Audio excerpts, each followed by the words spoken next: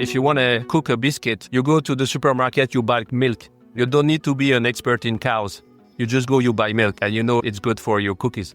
So we're the same. We're the supermarket of data, and we think that there's a lot to do here. Hey, Space Watchers, and welcome back. I'm at Eurosatory in Paris with Franck Mouriaux. I hope the pronunciation is as good as a German can speak French. So, acting CEO of FADA and Edge Space Company. Franck, welcome to Space Café Radio. How are you doing today? I'm doing great, thank you. Thanks for having me. Let's talk a bit about your own path. You've built spacecraft across Europe and at Rocket Lab. So Sentinel-1, Galileo, EarthCARE are all on your CV, and I read every line of that. So what drew you to building a sovereign space company now in the UAE? Oh, a lot of things. But first of all, my passion of space. So I'm a space engineer from the formation. I worked in space my entire career, and I've always been driven by the challenges. I worked for Beyond Gravity, was lucky to be part of the OneWeb program. And after I moved to the US, had a fantastic experience at Rocket Lab, moving in this new space. And when I was contacted by Edge to come in the UAE and to develop the space activities in the UAE within Edge, that was the new next challenge for me.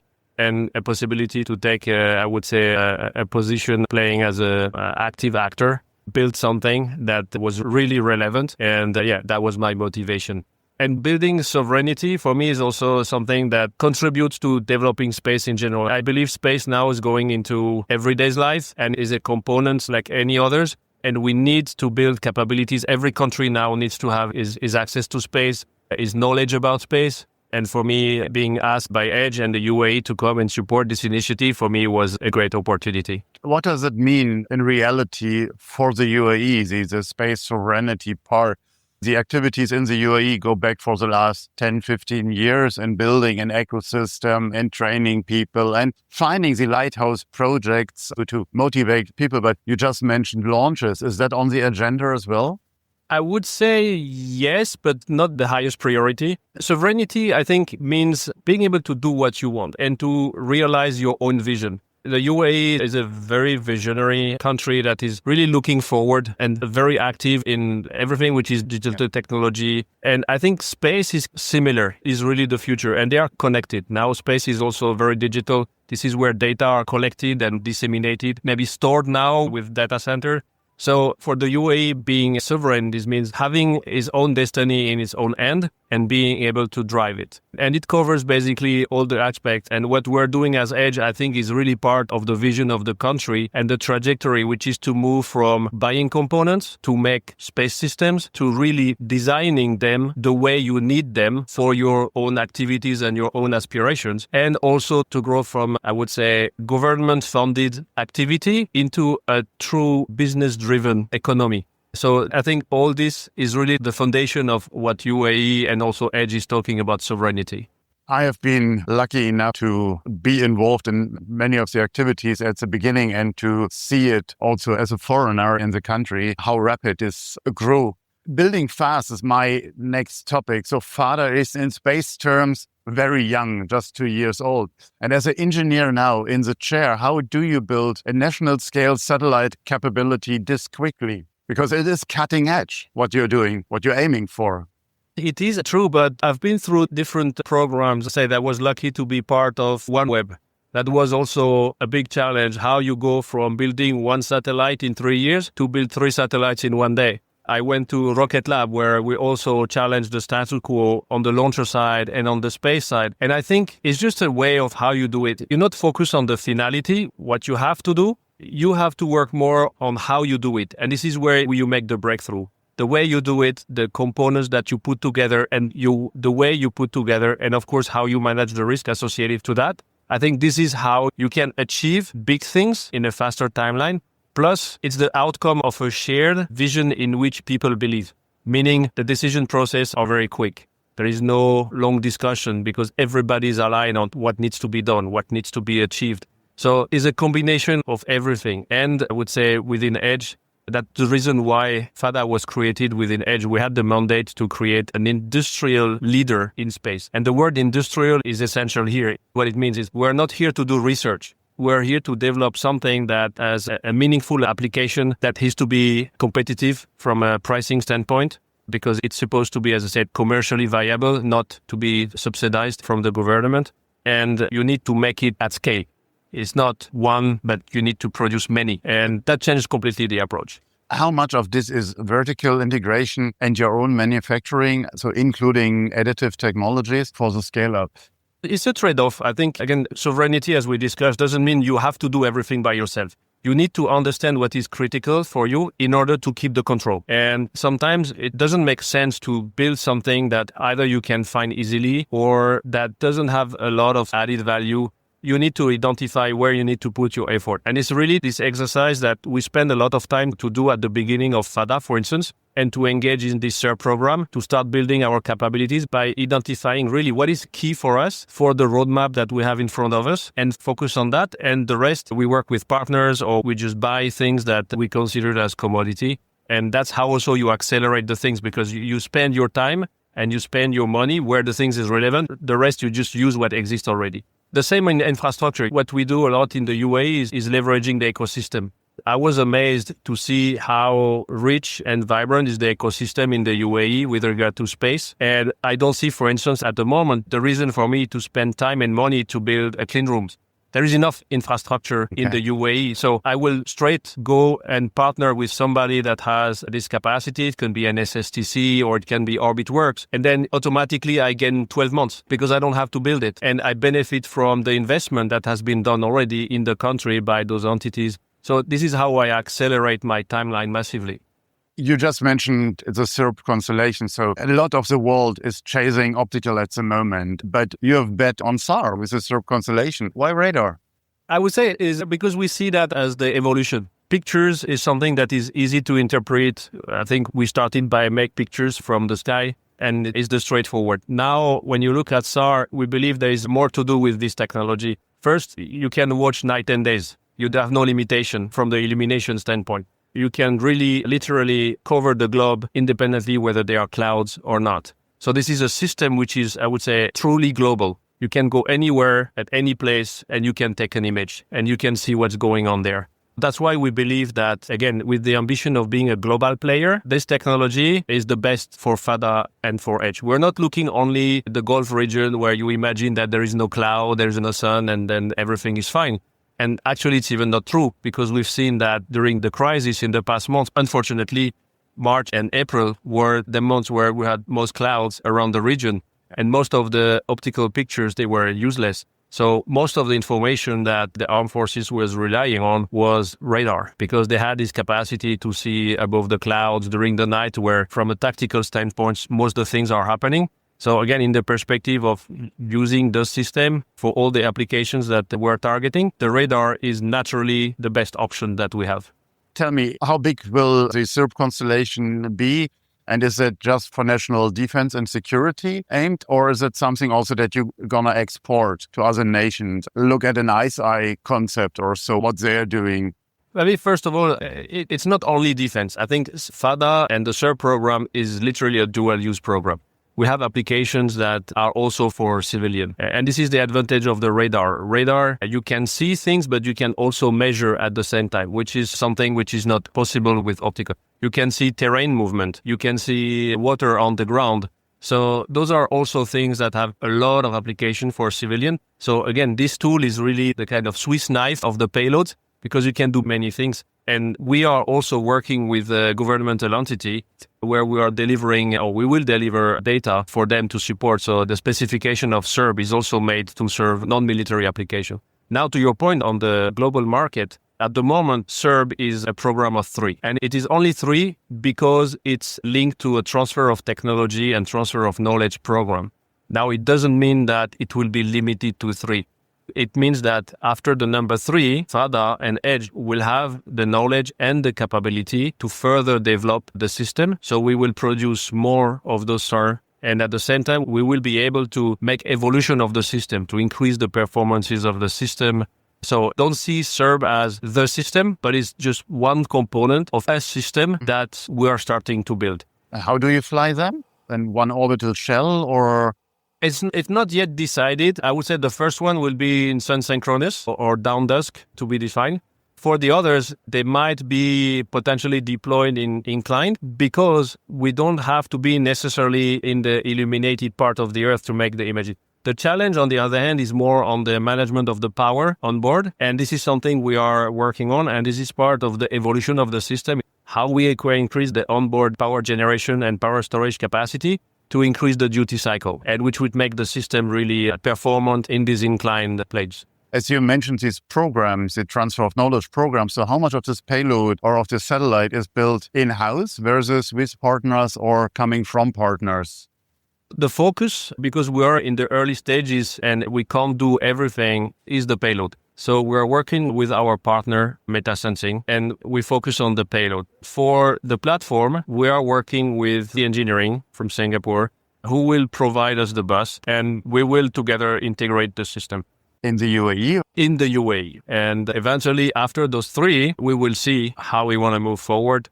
We will for sure continue developing the payloads, and then we will see with the platform. Because SIRB is only one of several programs that we are currently working on within FADA. The plan of FADA is to develop general capabilities in space, multimodal.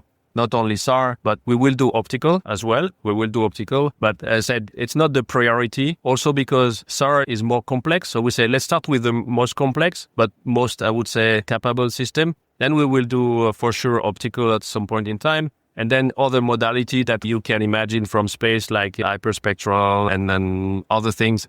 We believe that there is a lot of work to be done on the payloads, like sensing in general. And this is also something we want to focus on. I think collection of data in space in general, this is where we want to go. This is where we want to be good at, because this is the source. And this connects after to all this digital thread about what do you do with your data, how you combine those data, how you post-process your data, and what kind of value you extract from this data. That's exactly my next question. So getting the satellite pictures isn't worth much until you can act on it. So how are you turning this Earth observation data, the SAR data, into decisions? So we have been from the beginning looking at a system. We have approached this as a system. We are initiating a couple of individual programs, but the background of this is a system. As I said, as a multi-constellation, a multi-sensor system. And as part of this system, we are working on the other components. So one is the ground segment. We need to build the capability to transfer and receive the data. That's also very important. And one of the criticality for the end users in general is the latency. Now, time is the essence of everything. Even for civilian application, if you have a natural disaster, you want the information in minutes, not in days. Are you talking about ground stations then deployed worldwide or only in the UAE? Because you spoke before about the tactical level, you need this high-speed data access. Yes, and it will be a combination of both. As usual, there is no single solution that is covering everything. So you need a combination of both. So of course, we will use the global network that will give the full capability.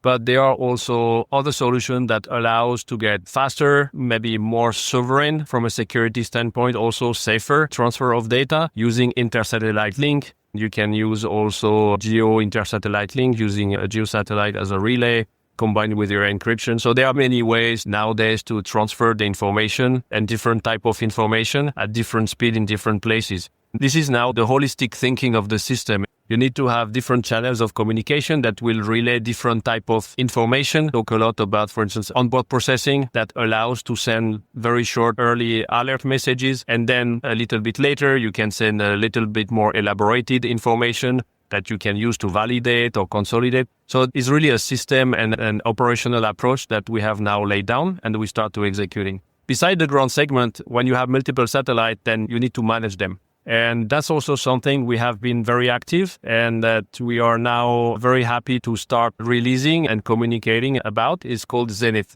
This is a multi-constellation, multimodal orchestration system. This is a software that makes the interface between the operator that is usually focusing on the operational part, so defining his mission, what he wants to receive as information, and the system, which is composed of different satellites flying in different planes and so on. And the system is basically decomposing the request from the operator try to find what are the best opportunities amongst the constellation, which is the best satellite coming at the best point in time to take the best data that has been requested, tasking the satellite, recovering the data, and then disseminating the data to the end user for him to make his analysis. So this system now has been developed since the beginning of the year and is currently in operation. We have been anticipating our own solution, and we are at the moment operating with commercial constellation. So the system is connected to about 8 to 10 commercial providers. If I aggregate the satellite of these providers, we have about 300-ish satellites, and the system is optimizing the tasking and the collection of the data around these 300 satellites automatically. And now the next step is to start injecting our own satellites, our own constellation into the system. And then we will be able also to push that to the next level, because once we start injecting our own satellite, we have more control.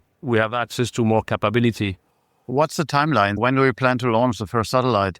First satellite will be, I would say, beginning of 2028. This is SIRB 1. But we are working, and going back to the UAE, we are working if we can make certain things happen faster until then. I cannot disclose all the detail, but yeah, we are always trying to move faster. What role is AI starting to play in this pipeline of data into decisions, or sensors into decisions? Because you had companies like Banayad or G42 or Core42 Yes. in the country which are using heavily AI already. So are you partnering with them or? Yes, we're working together. As I said, so for instance, Zenith, our tool, that was, let's say, a decision that we made is not to go into the data analytics, because we think that there are a lot of companies that are already there that are doing a great job. Space42 is one, but there are others that are very strong in doing data analytics. So for us, it was a bit difficult to find what can we do better and different. What we realized is that, as I said, coordinating multiple satellites to find what is the best opportunity to get the best data in a unified format, that was the missing link. And we have seen that ourselves, but we know from the people doing analytics that at the moment, they have to manage so many interfaces in different formats. What we have done with Zenith, we have unified complete. So the request, whether you talk to, Planet or Airbus, is the same format. We do the translation. The same way when we recover the data, all the metadata, they are standardized, meaning you can optimize your downstream pipeline completely because you know in advance what you will get. It's not dependent on who you get that from. So I always make the analogy that we're the supermarket of data. If you want to cook a biscuit, you go to the supermarket, you buy milk. You don't need to be an expert in cows.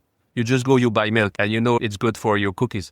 So we're the same. We're the supermarket of data, and we think that there's a lot to do here, and there's indeed a gap in that area. Frank, I know that your time is very limited, but one last point I would like to touch, and that's people. So you can buy satellites, but you can't buy an ecosystem. How are you approaching talents and localization? We spoke a little bit before starting. The workforce is the challenge. And I think it's global. I worked in France, I went in different countries. This is always the difficulty. And I think the best way is to take the people and train them, expose them, show them what is possible. And this is what we're doing within FADA as part of our program is we take UAE nationals and basically we embed them in the program from the very beginning and then we train them. We work also very actively with university to make sure that the curriculum is adapted to the skills that we're looking for. So we're also very active here. It takes time, but you need to prepare the pipeline. And this is one of the elements together with, we always think about building the hardware. But as you said, we need to build the brains far more in advance. And this is really an area where we are very active and we're working with the ecosystem. For instance, is leading the Space Academy together with the UAE Space Agency. So we had one first session last year and we are doing again this year where together with the Space Academy, we're taking people that volunteer and we are basically taking them through a program of several weeks to basically onboard them into space technology. And after, the idea is to basically to recruit them, bring them in the companies and continue growing them. So it's really something very active. And here, I say, we are playing with all the partners in the UAE. 10 years out, what does success look like? Building more satellites and make satellites really parts of everyday's life is already pretty much there. But I think space, and we see now it's obvious, is the next place where things needs to be developed. We started historically, we were crawling on the ground. Then after we started to build ships, we explored the world.